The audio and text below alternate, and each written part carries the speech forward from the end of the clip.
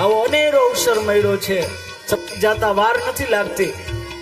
ક્યાં ખબર હતી કેદુની ચર્ચા થતી હતી એ માંડવા નાખશું ને આ કરશું ને આ કરશું. જોતામાં આ ત્રીજો દિવસ, ખબર નહીં પડે કે ક્યારે આ કથા પરિપૂર્ણ થઈ જશે. આવો અવસર અમૂલ્ય મળ્યો છે. આ પાછો બીજી વાર મળે ન મળે કાંઈ ભરોસો નથી. ન જાણ્યું જાનકી નાથે કે કાલ હવારે શું થવાનું છે. સમય પસાર થઈ જાય. આયુ નશ્ચતિ પશ્યતામ પ્રતિદિનમ યાતિ છયમ યૌવનમ. એક એક દિવસે આપણું આયુષ્ય પૂરું થાય છે. મારા વાલા, ઉપર પ્રભુ પૂછશે, ઉપર વારો પૂછશે. જ્યારે બે જ પ્રશ્ન કરશે. ઉપર જાશો તો બહુ લાંબા લિસ્ટ નહીં હોય. ઉપર જાશો, શું તને મનુષ્ય બનાવ્યો, તે કર્યું શું ત્યાં જઈને. તો આપણે એકચ્યુઅલી એમાં એવું છે ને કે એમાં ફ્રીજ નથી. આ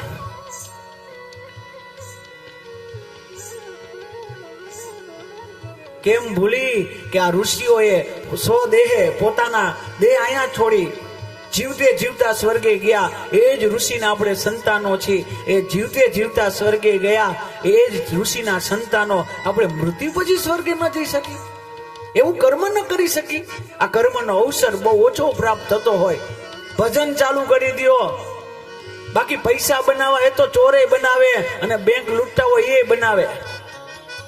આહા, તો એમ કહેતા હોય ઘરનું ભરણ પોષણ કરીએ છીએ તો એ આ કૂતરાને બિલાડાઈ કરે છે. એના પરિવારનું ધ્યાન તો એ રાખે છે. એમાં આપણે કઈ નવાઈ ને બળાઈ નથી કર્યું. આપણે આપણા માટે કંઈક કરીએ. આપણું શું, આપણે આપણા માટે કંઈક કરીએ. ઉપર વારો પૂછશે જ્યારે કોઈનું દુખડું લૂછ્યું તો ઘેંઘે ફેફે કરતા કરતા હે શું શું શું. ઉપર વારો પૂછશે કે તને મોકલો તે આનંદ કર્યો. આપણે કે ના રે ના, આનંદ ક્યાં, રોટલા બનાવવામાંથી નવરા નો થાય, આનંદ ક્યાંથી કરવાના. અને પછી પૂછશે કાંઈ વાંધો નહીં, તે આનંદ નો કર્યો તો કાંઈ વાંધો નહીં, પણ તારા દ્વારા કોક દી કોઈને આનંદ થયો? તો કે હા, મારા દ્વારા થયો. ક્યારે થયો? ભગવાન કે ક્યારે થયો? આનંદ બે વખત થાય. આ વાત નનકડી છે પણ સમજવા જેવી છે. જયંતિભાઈ, આનંદ બે રીતે થાય.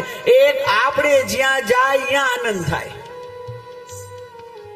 આપણે જ્યાં જાય ત્યાં આનંદ થાય. આપણે જ્યાંથી જાય ત્યાં આનંદ થાય. જ્યાં આપણે જાય ત્યાં આનંદ થાય, પછી આપણે નીકળી જાય ને આનંદ થાય. તો કેવા પ્રકારના આનંદ? જ્યાં આપણે જાય ત્યાં આનંદ થાય એવું જીવન જીવવું જોઈએ. આપણે નીકળી જાય ને કોઈને આનંદ થાય એવું જીવન ન હોવું.